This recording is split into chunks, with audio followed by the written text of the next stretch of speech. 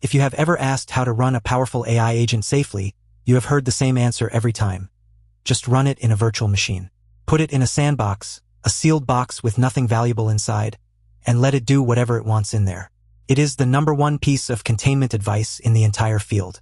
So a researcher at Trail of Bits did exactly that. He took a cyber-focused AI model, put it in a standard VM, and gave it one task: break out. It escaped. Then he hardened the box and it escaped again. Then again. 3 times. The last time, using 0 days, it wrote itself. Here is the setup, because the details matter for how much to trust it. This was Trail of Bits, a respected security firm, with preview access to the model under a program called Patch the Planet. The target was an ordinary QEMU KVM virtual machine on a Debian Linux dev machine. The task was to capture the flag, escape the VM, and read a flag file on the host. One important caveat up front. The researcher started the agent outside the VM with SSH access on purpose because he knew escape attempts would crash the machine and he needed to be able to reboot it. The final exploits could still be audited to prove the agent really did the work. About an hour in, the host machine hardlocked completely. Reading the scrollback, the researcher found what happened. The agent had discovered his host kernel was vulnerable to a bug called Januscape, disclosed just weeks earlier. There was no public exploit for it, so the agent wrote its own and was confident enough to fire it. This first attempt did not land cleanly, but the researcher was clear. With a bit more revision, it would have. He updated the kernel to the latest Debian offered and moved on. 1 point for the machine. With the kernel updated, the agent found a different door. The VM's networking library, libslirp, was still the old vulnerable version 4.7.0, because that security update never actually made it into Debian's stable release.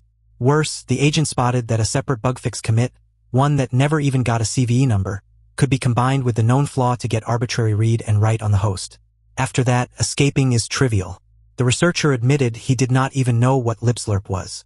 The agent found it, understood it, and chained 2 vulnerabilities through it in short order. 2 points. So the researcher went further. He manually rebuilt QEMU and its dependencies from the very latest upstream source, stripping it down to close every known hole. This is where it gets serious. The agent could not find a known bug, so it went hunting. It ran a bug hunting analysis of the host kernel, QEMU, and the libraries and slowly chained together its own findings. The final exploit chain used 3 genuine 0 days, unknown at the time, plus 1 bug that was patched upstream but had not reached the distribution. It found them, understood them, and combined them into a reliable escape. Not a lucky crash, a working, repeatable breakout. And look at how it worked, because this is the part that should change your mental model. This was not a human driving with the AI as autocomplete. The agent operated autonomously for hours. It backtracked from approaches that failed. It pulled down code and research papers. It wrote its own test oracles and minimal reproductions. It aimed deliberately for a reusable and reliable exploit, all with minimal prompting. The researcher described his own main job during the run in 1 line: physically rebooting the machine every time the agent hardlocked the host kernel. The human was not the hacker. The human was the reset button.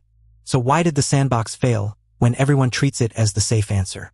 Because of a wrinkle the researcher names directly. A VM is only useful if it shares resources with your real machine. You need to see the agent's screen, get files in and out, and give it network access to do real work. Every one of those shared pathways, the graphics, the file sharing, the networking library, is code, and code has bugs. The isolation you imagine is a solid wall. The isolation you actually have is a wall with several doors you installed on purpose because you needed them. A capable enough agent just checks every door. Now the honest scope, because this is easy to hype. What is real? A respected firm, a hands-on demonstration, named vulnerabilities, and genuine 0 days the agent found and chained itself. That is serious and concrete. But keep it precise.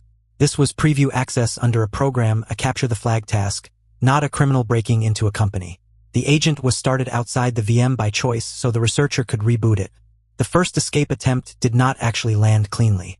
And this is one expert's dev machine, not a breach in the wild. The lesson is not that AI is now an unstoppable hacker. It is narrower and more useful. A virtual machine, the thing we all reach for as the safe answer, is not a reliable cage for a cyber-capable agent. So the bottom line, the comfortable assumption was that a VM is a cage and the agent is a prisoner. This flips it. The researcher's own conclusion, in his words, is that you can no longer assume a mere VM will contain a sufficiently advanced AI agent, and that you should treat such agents the way security teams treat an advanced persistent threat. Assume it will get out and plan for what happens when it does. That does not mean stop using sandboxes. It means stop trusting them as your only line. If you run capable agents, the isolation has to be real, layered, and it needs nothing on the host worth stealing. If you want the full written breakdown with the exact bug chains and sources, it is on the prompt injection blog linked below. This channel does one clear breakdown of a real AI agent attack every single day, so subscribe and hit the bell. It is the one signal that tells me to keep making these. If this was useful, subscribe. New AI agent and security breakdowns every day.